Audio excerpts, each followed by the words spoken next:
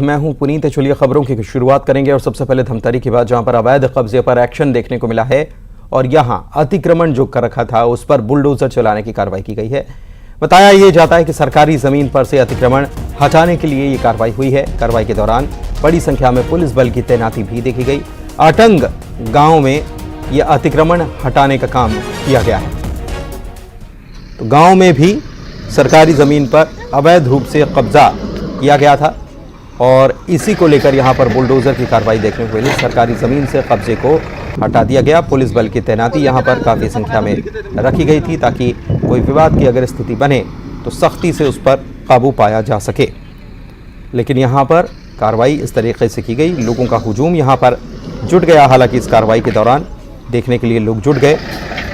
अभिषेक हमारे सहयोगी हमारे साथ जुड़े हुए हैं, उनसे जानकारी लेते हैं इस कार्रवाई के बारे में। क्या जानकारी अभिषेक?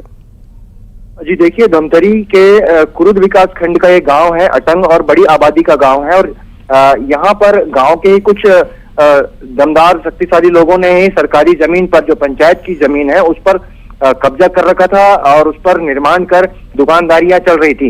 इस पर शिकायत हुई थी और इस पर प्रशासन ने एसडीएम और तहसीलदार के नेतृत्व में पुलिस बल लगाकर आज सारा का सारा जो अतिक्रमण है, अवैध कब्जा था, वो सारा का सारा ढहा दिया गया। सुरक्षा के लिहाज से भारी पैमाने पर पुलिस बल भी तैनात कर के रखा गया था और इस तरह से पूरी अतिक्रमण तोड़ने की कार्रवाई शांतिपूर्वक निपटाई जा चुकी है। बहुत शुक्रिया आपका इस जानकारी के लिए। तो शांतिपूर्वक ये कार्रवाई पूरी कर ली गई है, कोई विवाद की स्थिति नहीं बनी। हालांकि मुस्तैदी पुलिस की यहाँ पर इस कार्रवाई के दौरान देखने को मिली है। इधर अंबिकापुर में नशे पर शिकंजा कसा गया। नशे पर नकेल लगाने के लिए लगातार पुलिस जो है वो सक्रिय है और यहां पर 10 लाख रुपए के नशे के इंजेक्शन बरामद किए हैं। पुलिस ने इस मामले में एक आरोपी को भी गिरफ्तार किया है। इस आरोपी के पास से 3000 नशीले इंजेक्शन बरामद किए गए हैं। जानकारी के मुताबिक झारखंड से नशे के ये इंजेक्शन लेकर यह आरोपी आया था और 3000 की संख्या नशीले इंजेक्शन की बताई जा रही है। अंबिकापुर में खपाने की कोशिश थी। जब पुलिस ने चेकिंग की तो इस दौरान गाड़ी से ये नशीले इंजेक्शन बरामद किए गए। इस मामले में एक आरोपी गिरफ्तार भी कर लिया गया।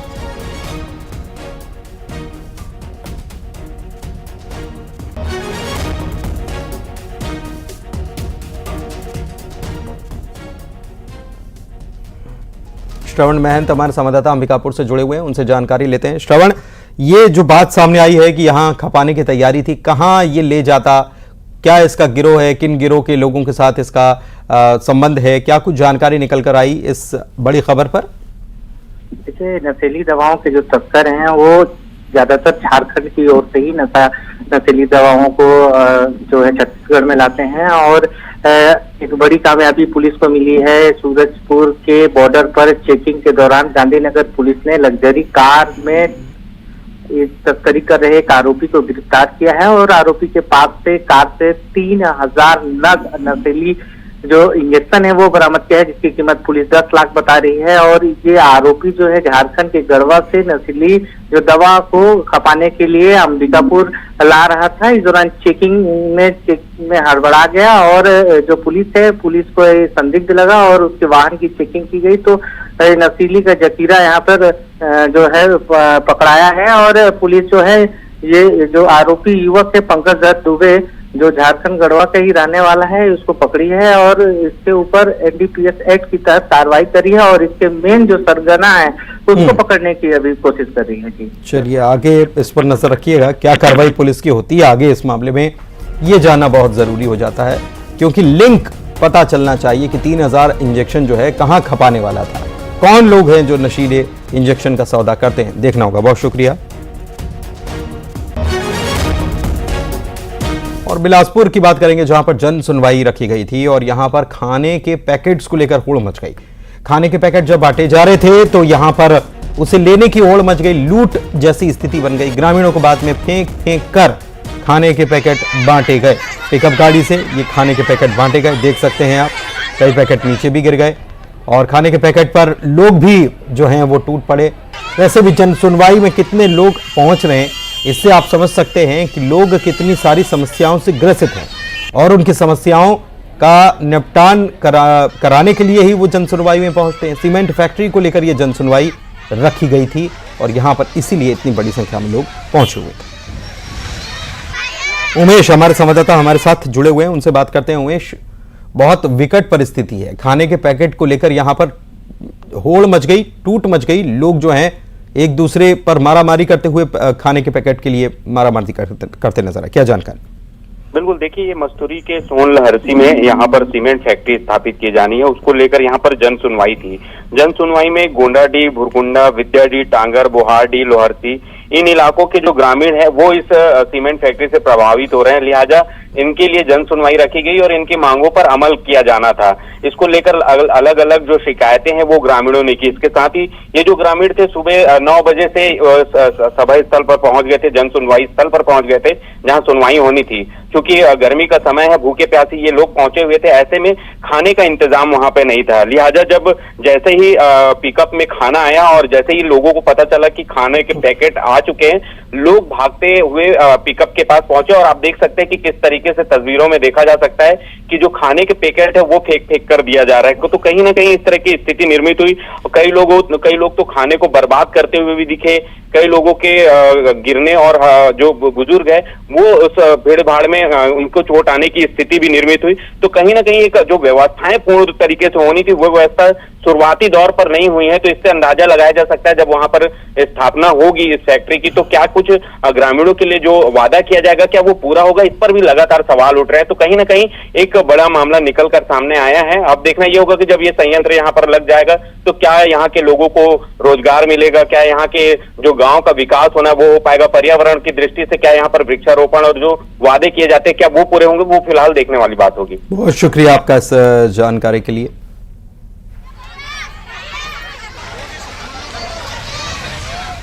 दंतेवाड़ा में 2 नक्सलियों ने सरेंडर कर दिया, यानी कि हथियार डाल दिए और मुख्य धारा में वे लौट आए।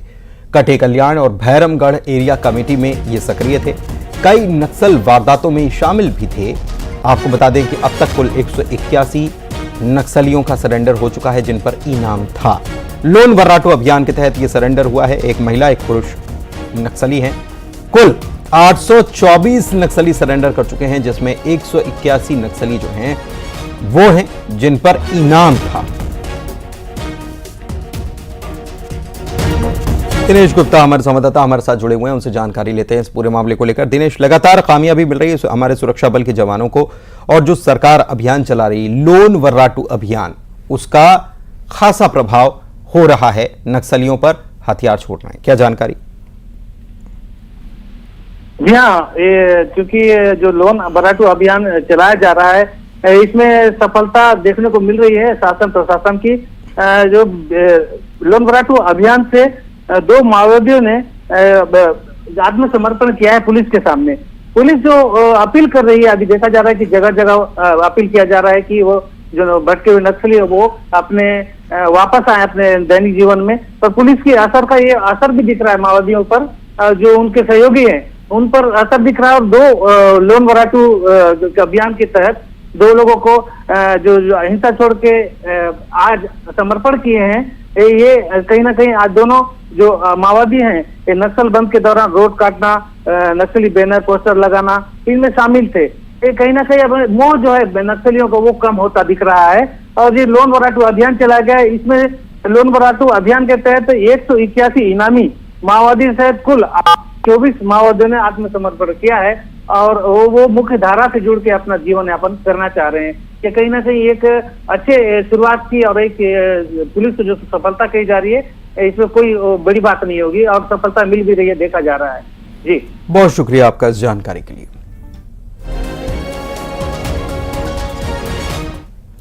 नारायणपुर से खबर है जहां पर नक्सलियों ने ग्रामीणों को भगा दिया। गांव के 15 ग्रामीणों को नक्सलियों ने खदेड़ दिया है। एक ही परिवार के 15 लोगों को गांव से बाहर कर दिया गया। परिवार के 2 सदस्यों की नक्सलियों ने हत्या भी कर दी थी और 1 सप्ताह पहले नक्सलियों ने यह वारदात की थी और बाकी के लोगों को गांव से ही खदेड़ दिया है। ग्रामीणों ने नारायणपुर रैन बसेरा में जाकर शरण ली है।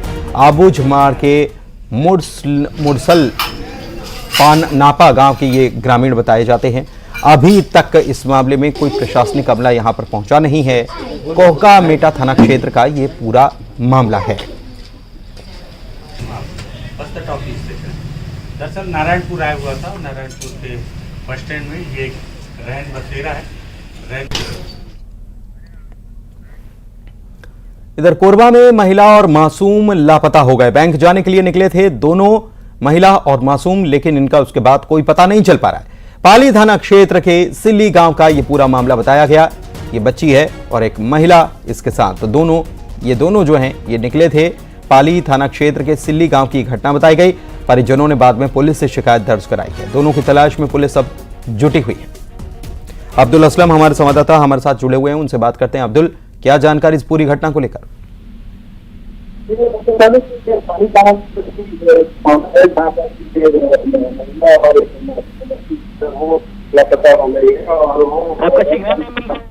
ठीक है अब्दुल, आपकी आवाज जो है वो किन्हीं वजहों से ठीक से नहीं मिल पा रही है, लेकिन फिलहाल तो पुलिस इनकी तलाश में जुटी हुई है और लगातार दोनों की तलाश की जा रही है। बैंक जाने के लिए दोनों निकले थे, ये भी जानकारी निकलकर सामने आई है। परिजन परेशान।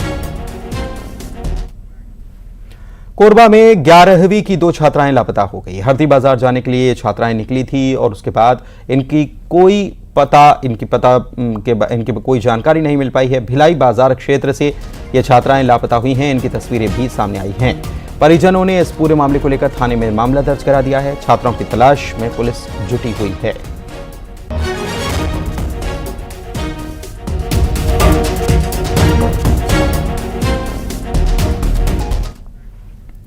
धमतरी में एक शख्स ने बाइक में आग लगा दी। बताया ये जा रहा है कि जब इसने ये वारदात अंजाम दी तब ये काफी नशे में था और इसी की वजह से इसने ये आग लगाने की घटना अंजाम दी है।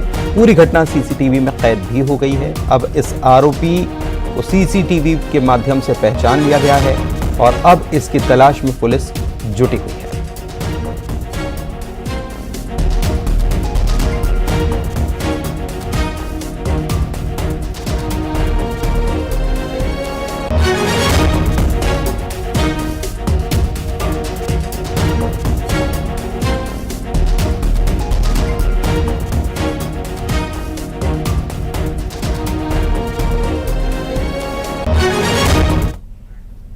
इधर रायपुर में न्यूज 18 की खबर का बड़ा असर हुआ, जहां पर मछलियों के मरने के मामले में निगम आयुक्त तेली बांधा तालाब पहुंच गए। दवाइयों के छिड़काव के निर्देश दिए गए। यहां पर इसके अलावा 2 फाउंटेन चालू करने के निर्देश भी दिए गए हैं। बताया यह गया कि ऑक्सीजन लेवल की कमी से यहां पर मछलियां जो हैं उनकी मौत हो गई और इसके बाद अब निगम आयुक्त ने जाकर मौके का मुआयना किया और साथ ही साथ दवा का छिड़काव करने के अलावा यहाँ पर ऑक्सीजन की कमी जो हो गई जिसकी वजह से ये मछलियां मर गई, ऐसा जो बताया गया है। तो यहाँ पर 2 फाउंटेन यानी कि फव्वारे चालू करने के लिए भी निर्देश दिए गए हैं। तनु वर्मा हमारी संवाददाता रायपुर से जुड़ी हुई हैं। तनु, क्या जानकारी? जी बिल्कुल, देखिए तेलीबांधा तालाब में विगत 10 दिनों से मछलियों के खत्म होने की खबर जो है सामने आ रही थी और आशंका जताई जा रही थी कि तालाब में ऑक्सीजन लेवल की कम होने की वजह से लगातार मछलियों की जो है वो मौत हो रही है और सफाई कर्मी द्वारा लगातार क्विंटल में जो है मछली जो है वो तालाब के बाहर निकाले जा रहे थे। और इस मामले में को जब न्यूज 18 ने प्रमुखता से दिखाई खबरों के बाद निगम आयुक्त जो है तेलीबांधा तालाब में निरीक्षण करने पहुंचे हैं और यहाँ पर मछलियों को लेकर जो है तमाम तरह के मेडिसिन के छिड़काव करने के निर्देश उन्होंने दिए हैं। साथ ही 2 फाउंटेन्स का बनाने के निर्देश भी जो है तेलीबांधा तालाब में दिए गए हैं ताकि जो मछलियों के खत्म होने की समस्या जो है वो सामने आ रही थी, इसमें जो है वो कमी आए। जी बहुत शुक्रिया आपका इस जानकारी के लिए। और रायपुर से खबर अगली, आरंग मॉब लिंचिंग का जो मामला है, इस मामले में एक और शख्स की जान चली गई है। कुल मिलाकर अब 2 लोगों की इसमें जान चली गई है। लिंचिंग में एक शख्स घायल हुआ था जिसका नाम सद्दाम कुरैशी बताया जाता है, उसने भी दम तोड़ दिया और तीसरे व्यक्ति ने इलाज के दौरान दम तोड़ा है। भीड़ ने 6 जून को पीड़ितों की पिटाई की थी। मवेशी तस्करी की आशंका में पिटाई की गई थी। एक शख्स ने डर से सूखी नदी में छलांग लगा दी थी। आरंग पुलिस अब भी पूरे मामले की जांच कर रही है।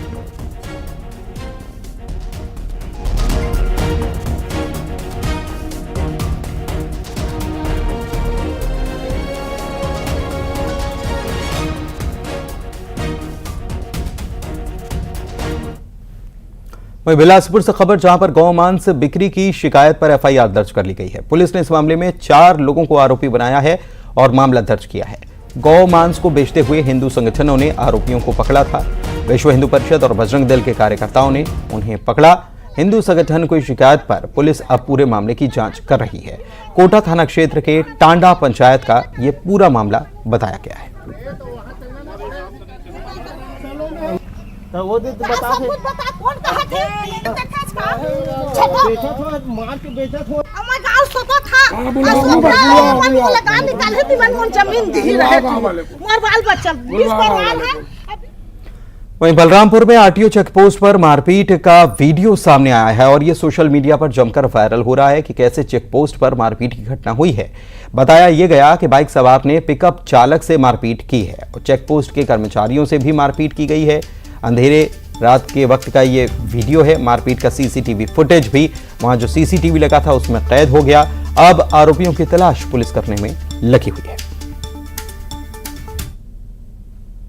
कि यहाँ आरटीओ बैरियर के पास लड़ाई हो गया करके, तो फिर 15-20 आदमी गाड़ी से आए और यहाँ पे मतलब कुर्सी उर्सी तोड़ दिए और अपने काउंटर में भी कुर्सी से मारने लग गए थे, जिससे वो कुर्सी वगैरह टूटी है और अपने कुछ स्टाफ को थोड़ा चोट लगा हुआ है। सामने उधर से एक मोटरसाइकिल और पिकअप में आपस में कुछ कहा सुनी होगी, तो उधर से लड़ते हुए आए थे।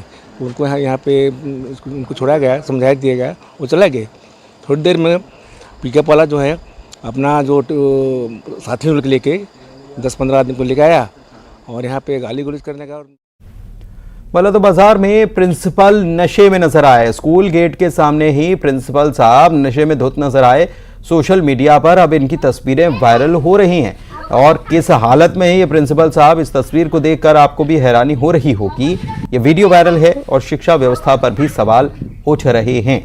आपको बता दें कि स्कूलों का सत्र जो है अभी टाल दिया गया है, लेकिन ये पहले समय ये था कि 18 तारीख से सत्र की शुरुआत हो जानी थी, लेकिन इसे एक हफ्ते के लिए टाल दिया गया है और ऐसे में सारी व्यवस्थाएं इन्हीं लोगों के जिम्मे हैं। लेकिन प्रिंसिपल साहब तो नशे में धुत नजर आए हैं।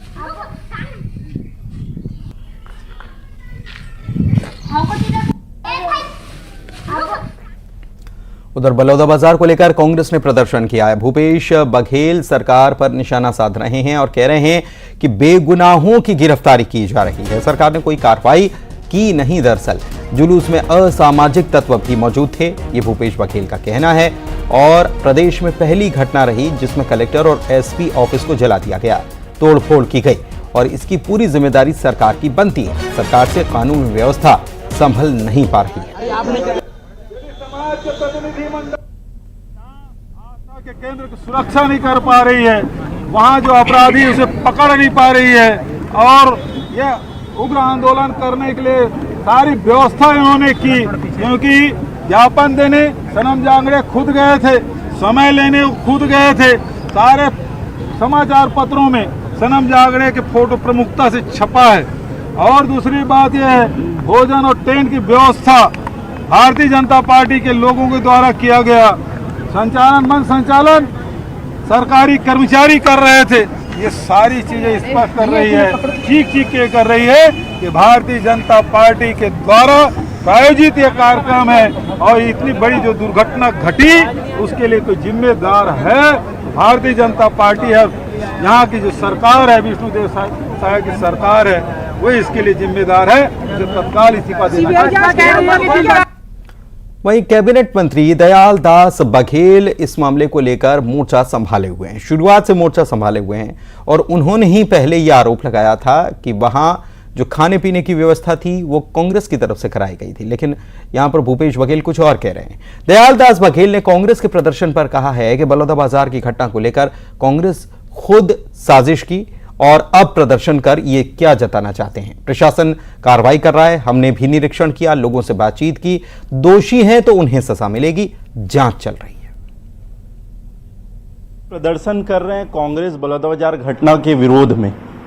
क्या है, उनका तो काम ही है विरोध करना, और तो कुछ है नहीं। विरोध करना उनका काम है, वो लोग विरोध कर रहे हैं। मुद्दा पे बात करते तो समझ में आता। और आप तो सब देख रहे हैं जो घटना घटित हुआ है उसमें कितने लोग थे, वो भी तो स्पष्ट दिख रहा है, बताने की जरूरत नहीं है। जी बिल्कुल। कई जो कांग्रेस नेता और विधायकों पर आप लोगों ने आरोप लगाया था कि उनका षड्यंत्र था उन पर अभी तक के सर क्या कुछ जांच हुई है या कितने लोगों की गिरफ्तारी अभी तक हो पाई है? क्या है, ये तो समाज को गुमराह करके एक आड़ में ये लोग षड्यंत्र करके इतना बड़े घटना का अंजाम दिए और वो तो स्पष्ट है। आप देख लें, जो फोटो में देख लो, मोबाइल में देख लो, जितना फोटो है देख लो, हमारे पास है फोटो, वो तो स्पष्ट है जी। और इनके धरना देने से क्या है, इनका काम है विरोध करना। जी बिल्कुल। कल आप और आपकी पूरी टीम बलौदाबाजार गई थी घटना के निरीक्षण के लिए, उसकी जांच के लिए, क्या कुछ रहा? हम लोग गए थे पूरा टीम। प्रथम दृष्टया जहाँ पे जैद खान को क्षतिग्रस्त किए हैं वहाँ तक गए थे, वहाँ भी देखे, वहाँ जाकर के लोगों से बात किए, संपर्क किए, वहाँ जो पुजारी थे उनसे भी बात किए और गांव वालों को भी बुला करके हम चर्चा किए हैं। और चर्चा करने के बाद अब अंतिम में जो भी होगा आप लोगों को बताएंगे। इधर छत्तीसगढ़ में टोकन सिस्टम से रजिस्ट्री मामले पर वित्त मंत्री ओपी चौधरी का बयान आया है। उन्होंने कहा कि ये सभी छोटे छोटे रिफॉर्म्स हैं और 3 से 4 महीने में कई बदलाव किए जाएंगे, लोगों को इसका फायदा भी मिलेगा, उनका ये मानना है।